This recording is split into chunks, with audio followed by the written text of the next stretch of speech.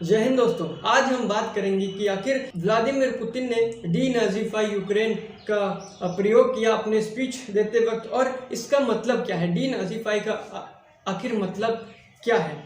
और हम इस वीडियो के माध्यम से ये भी जान रहे होंगे कि आखिर कैसे जब ये युद्ध जो है एक फुल स्केल वॉर में कन्वर्ट हो जाएगा तो कैसे जो है इंडिया एक सुपर पावर के तौर पे उभर रही होगी। तो और कौन कौन से ऐसे रीजन्स हैं जिनकी वजह से ये वॉर हो रहा है, किन किन रीजन्स की वजह से रसिया जो है यूक्रेन पर इन्वेड करना चाहता है, और इसमें से मैं एक ऐसा रीज़न बताऊंगा जो कि आपको शायद ही मालूम हो। तो चलिए शुरू करते हैं वीडियो को। संसद ने उस कानून को भी मंजूरी दे दी है जिससे यूक्रेन के नागरिक अपने साथ हथियार रख सकते हैं। रिजर्व सैनिकों को भी बुलाया для прямого и честного диалога. Deeper than the two areas he recognized, claiming large areas currently under the jurisdiction of the Ukrainian government. He's setting up a rationale to go much further.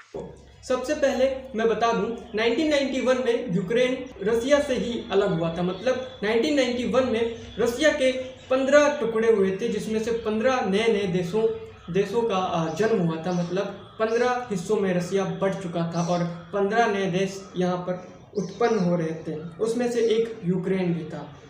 Ukraine में कुछ लोगों का मानना है कि वो अभी भी फुल जो है रशियंस हैं, मतलब वो अपने आप को प्राउडली रशियंस मानते हैं। हालांकि वो यूक्रेनियंस हैं, मतलब वो यूक्रेन के नागरिक हैं, लेकिन उनका मानना है कि वो अभी भी यूक्रेन के नहीं, अर्थात वो एक रशियन है। और कुछ लोगों का ये मानना है कि वो पूरी तरीके से यूक्रेनियंस हैं और वो यूक्रेन में ही रहेंगे।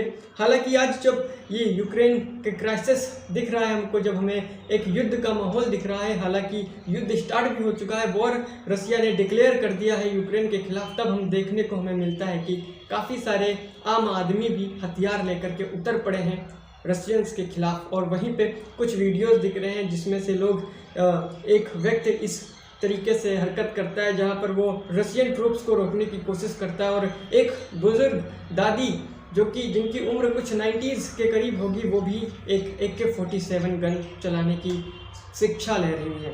आखिर क्या रीजंस हैं, क्यों रसिया इन्वेड करना चाहता है यूक्रेन को, चलिए बताता हूँ मैं आपको। सबसे पहले नवंबर 10, 2021 को कुछ अनयूजुअल मूवमेंट देखा गया यूक्रेन बॉर्डर पे, और यूक्रेन ने क्लेम किया कि रशियंस आर्मी के लगभग 92,000 सोल्जर्स यानी 92,000 सोल्जर्स यूक्रेन बॉर्डर पे इस समय तैनात हो रहे हैं। वहीं पे कुछ 7 दिसंबर 2021 को जो बाइडेन, जो कि अमेरिका के प्रेसिडेंट हैं, उन्होंने रसिया को वार्निंग दी और बोले कि अगर रसिया किसी भी तरीके का युद्ध डिक्लेयर करेगा या किसी भी तरीके से यूक्रेन को इन्वेड करने की कोशिश करेगा तो उसके खिलाफ इकोनॉमिकल काफ़ी सारे सैंक्शंस लगाए जाएंगे। हालांकि रसिया ने इस बात को करारा जवाब देते हुए ये कहा कि उसके सैंक्शंस लगाने से उस पर कोई भी प्रभाव नहीं पड़ेगा। हालांकि कई सारी यूरोपीय नेशंस, ऑस्ट्रेलिया,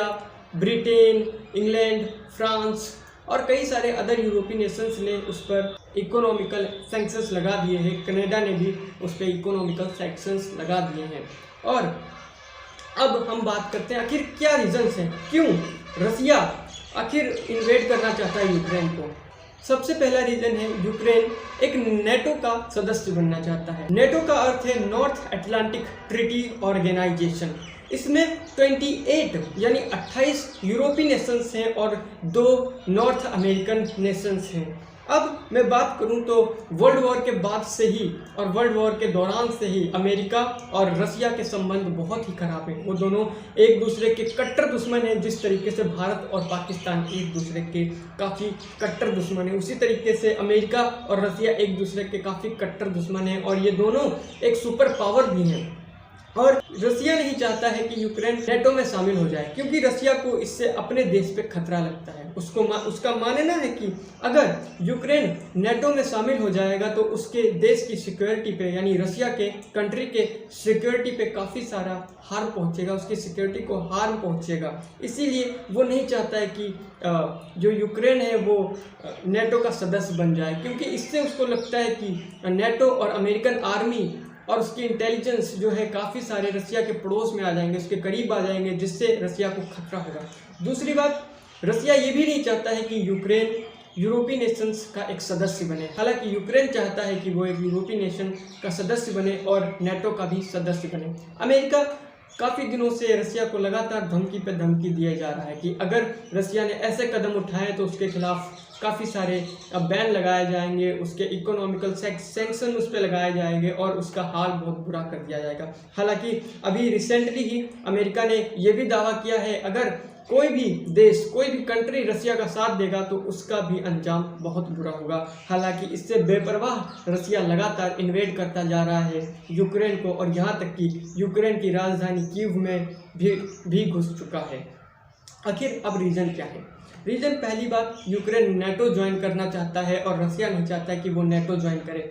दूसरा, वो यूरोपीय नेशन का भी एक सदस्य बनना चाहता है, लेकिन जो रसिया है वो नहीं चाहता कि वो यूरोपीय नेशन का सदस्य बने। हालांकि व्लादिमीर पुतिन का कहना है कि जो यूक्रेनियंस हैं वो फुल्ली रसियंस हैं और वो रसिया के हिस्से हैं और व्लादिमीर पुतिन का मानना है कि यूक्रेन रसिया का ही हिस्सा है। सबसे मेन जो रीज़न है जिसकी वजह से रसिया उसको इन्वेड करने की कोशिश कर रहा है वो है यूक्रेन में मौजूद नेचुरल रिसोर्सेस। जी हाँ, नेचुरल रिसोर्सेस। आखिर अगर रसिया हमारे यूक्रेन को इन्वेड कर लेता है तो उसका अधिकार पूरी तरीके से उनके नेचुरल रिसोर्सेज पे भी आ सकता है, जिस तरीके से रसिया ने साइबेरिया के साथ किया। साइबेरिया पे इन्वेड करने के बाद उसने उसके काफ़ी सारे नेचुरल रिसोर्सेज का एक्सप्लॉइटेशन करना शुरू किया और उसको अदर देशों में बांटना शुरू कर दिया, अदर देशों कंट्रीज़ में सप्लाई करना शुरू कर दिया। अगर मैं बात करूं तो रसिया के नेचुरल गैस का जो सबसे बड़ा कंज्यूमर है वो है जर्मनी और जर्मनी का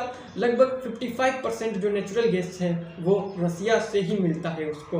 और एक पाइपलाइन है जिसके तहत वो अपने काफ़ी सारे नेचुरल रिसोर्सेज को, नेचुरल गैस को जो है जर्मनी भेजता है और काफ़ी अदर देशों में भेजता है और वो पाइपलाइन यूक्रेन से होते हुए गुजरती है और यूक्रेन इस ट्रांसिट के तकरीबन $7 बिलियन लेता है, जो कि उसके कुछ तकरीबन 1 या 2% उसके जीडीपी का हिस्सा होता है। तो यूक्रेन सेकंड बिगेस्ट जो है रिजर्व है, गैस रिजर्व है, सेकंड बिगेस्ट गैस रिजर्व है पूरी दुनिया में और तकरीबन 1.09 ट्रिलियन क्यूबिक मीटर में इसको नेचुरल गैस रिजर्व है उसके कंट्री में।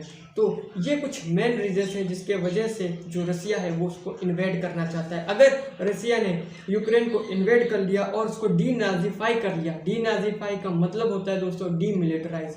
डीमिलिटराइज का मतलब किसी एक स्पेसिफिक प्लेस से पूरी तरीके से उसकी आर्मी या किसी एक स्पेसिफिक कंट्री से उसकी आर्मी को पूरी तरीके से हटा देना, उसको भगा देना या उसको साफ कर देना रास्ते से और उस देश को अपने काबू में कर लेना। इसका ही अर्थ होता है डीनाजीफाई या डीमिलिटराइज करना।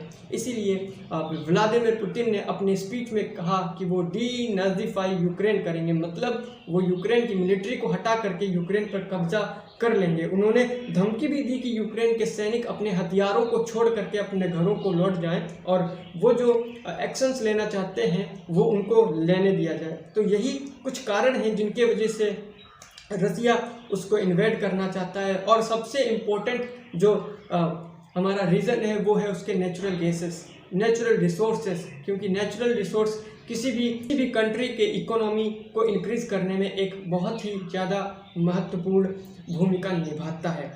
अगर मैं बात करूं कि इंडिया अब कैसे सुपर पावर बन रहा होगा इस वॉर के बाद, दोस्तों जैसा कि आपको पता है कि टॉप 4 जो सुपर पावर हैं वो है America, Russia, China and India.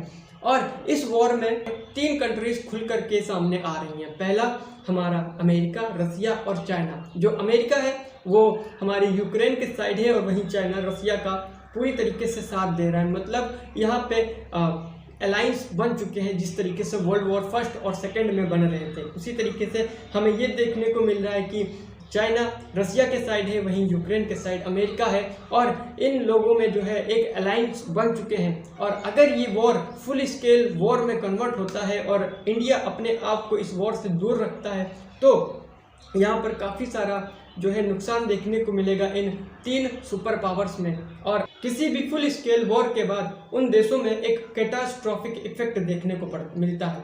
आखिर ये कैटास्ट्रॉफिक इफेक्ट क्या है?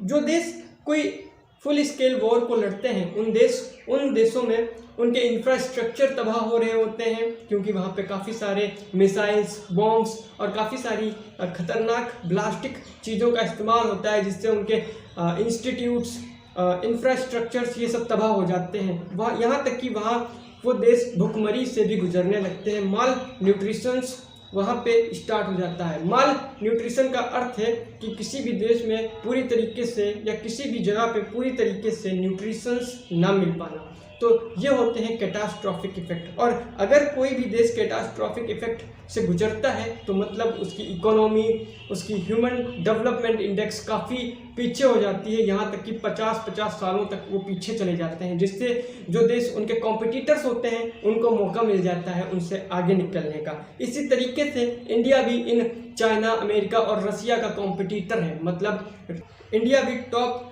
4 सुपर पावर में से एक है। मतलब अगर ये देश फुल स्केल वॉर में जाते हैं और इनमें कैटास्ट्रॉफिक इफेक्ट देखने को मिलता है तो इंडिया को एक मौका मिल रहा होगा कि वो सुपर पावर बन के उभरे और वो आगे चला जाए। इसीलिए मेरा मानना ये है कि इंडिया को अभी शांति की ही बात करनी चाहिए और वो इस वॉर में किसी भी तरीके से इन्वॉल्व ना हो। हालांकि अगर मौका पड़ा और अगर रसिया भारत से मदद मांगता है तो भारत को मदद करनी चाहिए, क्योंकि रसिया ने हमें कई बार युद्ध में हमारी मदद की है। किसी भी तरीके की संकट हम पर नहीं आते हैं और किसी भी तरीके से हमको चुनौती नहीं मिलती है, हेल्प की गुहार नहीं लगती है हम पर तब तक हमें इन सारे वॉर्स से दूर रहना चाहिए, क्योंकि अभी हमारे पास एक मौका है कि हम सुपर पावर बनकर उभरें। तो आशा करूँगा कि आपको ये वीडियो पसंद आया होगा, और अगर वीडियो पसंद आया है तो प्लीज़ मेरे वीडियो को शेयर करिए दोस्तों के साथ, सब्सक्राइब करिए, मेरे वीडियो को लाइक करिए